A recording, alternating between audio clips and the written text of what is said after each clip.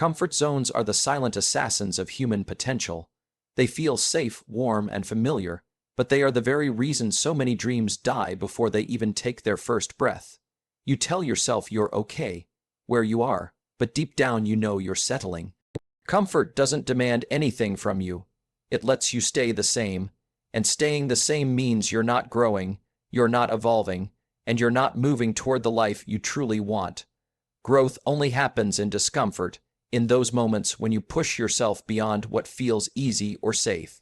Think about every breakthrough you've ever had. It didn't come when you were relaxed. It came when you were challenged. It came when you had to dig deeper than you thought possible, when you felt like quitting but didn't.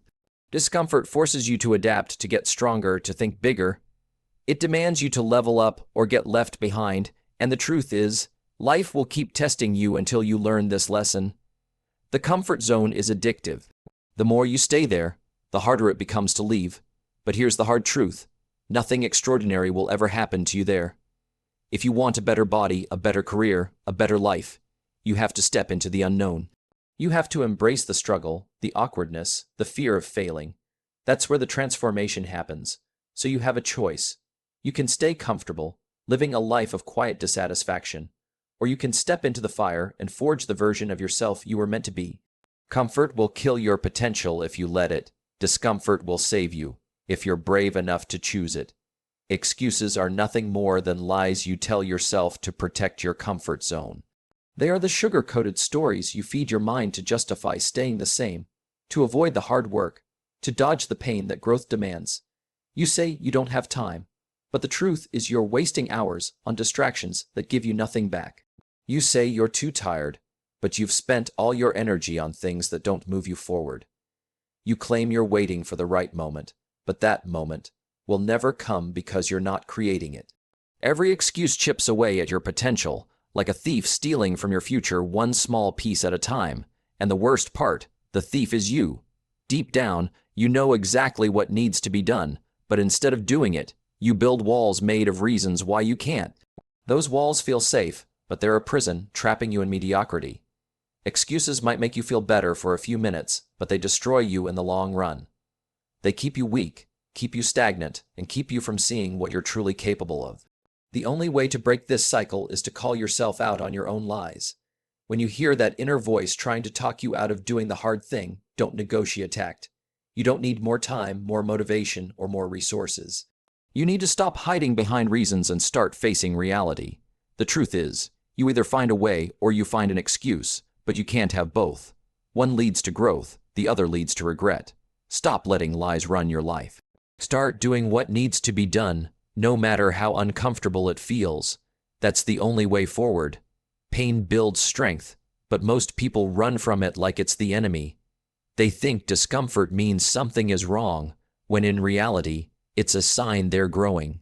Pain is the gym for your mind and spirit. Every rep, every burn, every struggle. It's breaking you down so it can rebuild you stronger.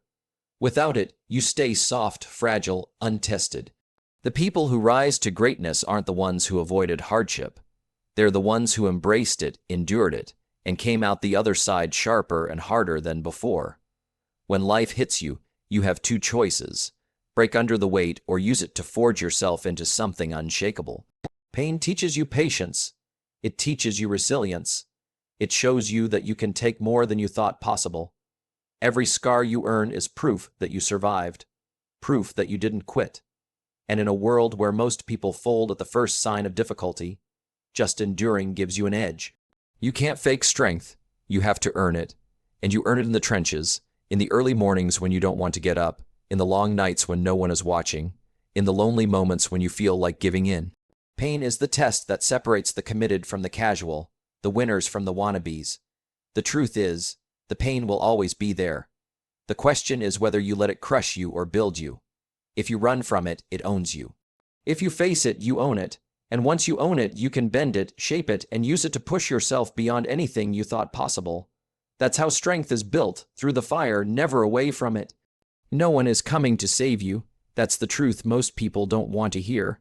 We grow up with this silent expectation that someone, somewhere, will eventually step in and fix everything. That a friend, a partner, a mentor, a stroke of luck, or even the right time will show up and pull us out of the mess we're in, but that day never comes, not unless you make it happen. Waiting for help is the easiest way to waste your life. It's like standing in the middle of a burning building and hoping someone will notice the smoke before you suffocate. You cannot outsource your rescue. The moment you start depending on others to save you, you've already given away your power. People can guide you, support you, inspire you, but they can't live your life for you. They can't take the steps you're too scared to take. Your problems, your struggles, your goals, those are yours alone. You created some of them, life threw the rest at you, but either way, it's on you to face them. There's power in owning that. The second you stop waiting and start acting, you take control. You stop being a passenger and start being the driver. You may not have chosen where you started, but you get to choose where you end up. And the path from here to there isn't built by luck, it's built by relentless self-reliance. Every time you push yourself to solve your own problems, you get stronger. Every time you stand on your own feet, you prove you're capable. So stop waiting for a rescue. The hero you're hoping for isn't coming. The hero is already here, looking back at you in the mirror. Discipline is the bridge between who you are and who you want to be. Motivation is fleeting. It comes and goes like the weather. Some days you'll wake up inspired, driven, ready to conquer the world. But there will be far more days when you don't feel like doing a damn thing.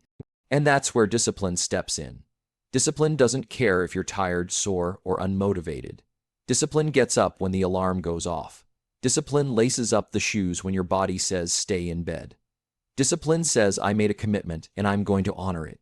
No matter how you feel in the moment, people waste their lives waiting for the right mood to take action. They think, when I feel motivated, I'll start working out, I'll start that business, I'll start chasing my dreams. But that day rarely comes. The truth is, if you only work when you feel like it, you will never achieve anything great. The champions, the leaders, the ones you admire, they act regardless of how they feel. They've trained themselves to show up, rain or shine, energy or no energy. Discipline is built in the small moments in the daily choices. It's saying no to what you want right now for what you want most. It's turning down comfort for progress, rejecting laziness for action, and pushing yourself when every part of you is begging to quit. It's not glamorous, it's not always fun, but it's powerful. The reality is simple. Motivation is a spark, discipline is the engine. Without discipline, your spark dies out before the fire even starts. If you want to transform your life, stop relying on feelings. Rely on your standards. Show up every single day because that's how weak people become unbreakable. Adversity doesn't just test you, it exposes you. When life is easy, when the path is smooth, anyone can smile, talk big, and act confident. But the real you only shows up when the pressure hits, when nothing goes your way, when everything you counted on falls apart. That's when your mask comes off. That's when your character stands naked in the cold reality of life. It's easy to call yourself strong when you've never been truly challenged. It's easy to say you're committed when you haven't had to fight for something that matters. But the truth is, storms separate pretenders from warriors. The storm doesn't care about your excuses, your plans, or your feelings. It shows you what you're made of, without mercy, without apology. In those moments, you have two options, break or rise. You can let the weight crush you, or you can push back with everything you've got. Adversity is the mirror that reflects your inner strength, or your weakness. It's not the hardship itself that defines you, but how you respond to it. People remember those who endure, who adapt, who refuse to quit when quitting feels like the only escape. They remember the ones who walk through fire and come out sharper, tougher, more unshakable. Every obstacle is a chance to prove, not to the world but to yourself, that you can handle more than you thought. When life hits hard, that's your moment. That's the test. If you can keep going when everything inside you screams to stop, you're no longer just surviving. You're evolving. And once you've faced the worst and kept moving, there's nothing left that can truly scare you. That's how adversity reveals and forges your true character. Mental toughness is not some gift handed down to the lucky few. It is a decision. Every single day, you choose whether you will be strong or whether you will fold. Life will throw challenges, pain, setbacks, and unfair circumstances at you. Most people crumble because they expect the path to be smooth. But the truth is, life will never be smooth. Strength begins when you stop wishing it was easy and start deciding you'll face whatever comes. Mental toughness is built in the moments you want to quit. It's built when your body is screaming for rest, when your mind is filled with doubt, when you feel like you've hit the wall and there's nothing left in the tank. That's when the weak stop, and that's when the strong are made. Every time you push through that moment, you send a signal to yourself that you are not here to be broken. You are here to endure. It's not about feeling ready. You will rarely feel ready. It's about showing up anyway. It's about doing the work even when you're tired, even when you're scared, even when no one is watching and there's no applause. Mental toughness means you control your emotions instead of letting your emotions control you. Stop telling yourself you can't handle it. You can. You've survived worse. The pain you feel now is temporary, but the strength you build will last for years. Every challenge is a test, and every test is an opportunity to prove that you will not be broken. At the end of the day, mental toughness is a choice to keep going when it would be easier to quit, a choice to fight for the life you want, no matter how heavy the weight becomes. Quit blaming circumstances for where you are right now. It's the easiest trap to fall into, pointing fingers at your upbringing, your environment, your boss, the economy, your lack of resources, or the people who didn't support you. But here's the truth: the world doesn't care. It's not cruel, it's not kind, it's neutral. Life isn't sitting there plotting against you, but it's also not bending over backwards to make sure you succeed. The moment you understand that, you take back your power. Circumstances will never be perfect. Waiting for them to be is just another form of procrastination disguised as planning. You tell yourself you'll start when things calm down, when you get more money, when you feel more confident. But those days rarely come. If you're serious about changing your life, you work with what you have, right where you are, and you start now. Some people had less than you, started later than you, and faced bigger obstacles than you. And they still made it. That's because they refused to let their circumstances dictate their destiny. They used the pain, the scarcity, the setbacks as fuel, not excuses. They didn't wait for permission or the right moment. They acted. The harsh reality is that your circumstances might never change. At least, not on their own, but you can change. You can get stronger, smarter, and more relentless. You can choose to adapt instead of complain, to build instead of beg. Every time you blame your situation, you hand over your power. Every time you own your reality and move forward anyway, you take it back. Stop waiting for life to be fair. Stop hoping the storm will pass. Learn to fight in the rain. That's how you win. Failure is not the end. It is the greatest fuel you will ever have if you choose to use it. Most people see failure as proof that they aren't good enough, but that's a lie they've told themselves to feel comfortable quitting. Failure is simply feedback, raw, honest, and brutal. It shows you exactly where you are weak, exactly where you need to improve, and exactly what's missing in your approach.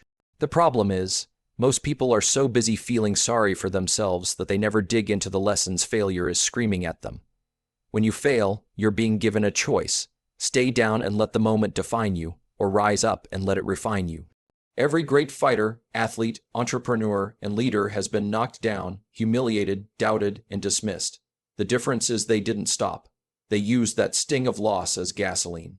They burned it inside them until it pushed them to work harder, train longer, study deeper, and execute better. If you treat failure like poison, you will run from it, and you'll run your whole life.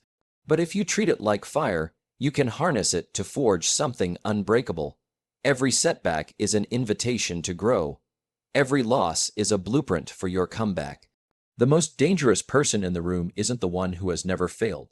It's the one who has failed, bled, and kept moving forward. So stop fearing failure. Expect it. Invite it.